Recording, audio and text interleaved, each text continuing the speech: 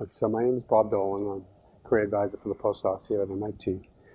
JobVite did a survey a couple of years ago and determined that 96% of employees use social media to recruit candidates, and LinkedIn is their #1 media of choice.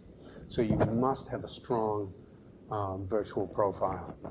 A lot of them use LinkedIn to contact candidates. They keep tabs on you. A lot of them post their jobs through social media. So revisit your virtual profile, make sure it's strong. Have a professional photo, a headshot, smile. You know, don't have one of those pictures that there's a little dog with you or something. You know, keep it professional. LinkedIn is very professional. There are other sites that are a little bit more personal. You know, Twitter, Facebook. You want to be careful with those. So make sure that you have a really strong, powerful LinkedIn profile. And what's interesting, out of the, it's just shy of the 500 million people that use it, 49% of them hold positions of manager, director, owner, chief officer, or vice president. So these people are in leadership roles. They can influence your agenda.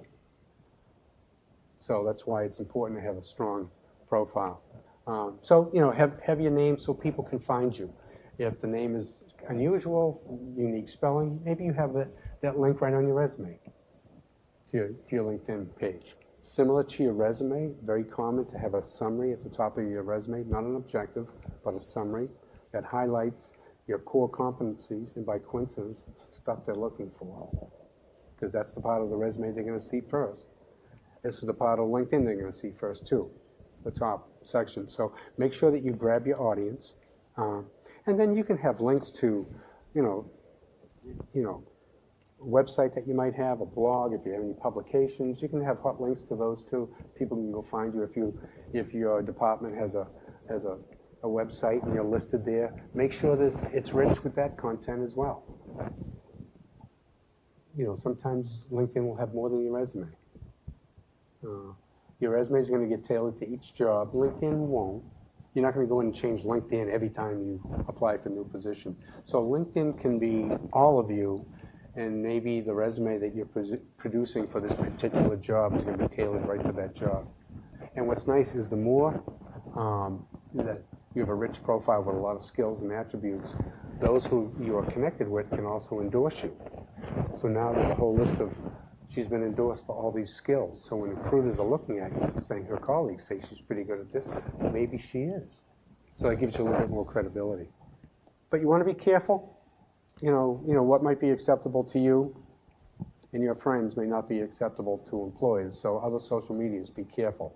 So make sure that your security profiles are pretty tight. If you're using Facebook, doing all sorts of silly things with it, be careful. Okay? Because 42% have reconsidered a candidate based on what they saw on other social media. And more recruiters react negatively to profanity than to punctuation errors in grammar and to the use of alcohol. So profanity is very bad. Volunteer work, recruiters really, really like that because it talks about you as an individual, your character. If you're committed to a cause, you're passionate about something, it talks a little bit about you as an individual. So if you've ever done any volunteer work, it's really, really good to get it in there. And you want to use LinkedIn to connect with your contacts too. What's also nice is, it has a section called People You May Know. And then based on your connections and their connections, you can find more people to build your network. People can recommend you and you can recommend them. What's also nice is LinkedIn does a keyword search on your profile, goes out and surveys job sites across the country, and then comes back and has a little tab that says jobs you may be interested in. And now there's a whole list of jobs that have the attributes that happen to be part of your profile. They'll also tell you, and you have 2 connections at that company too.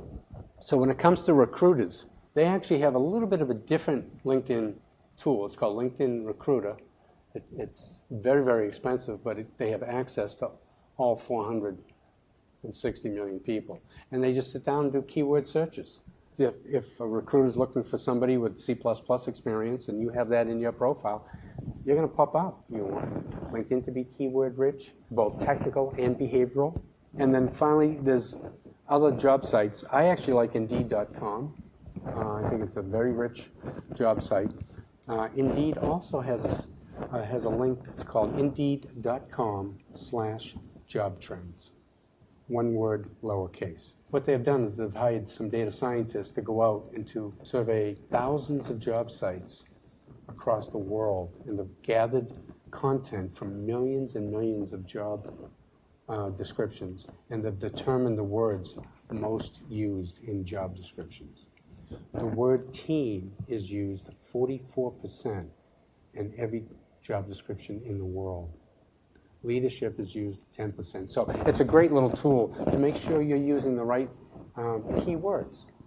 So then you want to not only get those into your resume, but maybe also inject a couple of those into your LinkedIn profile as well.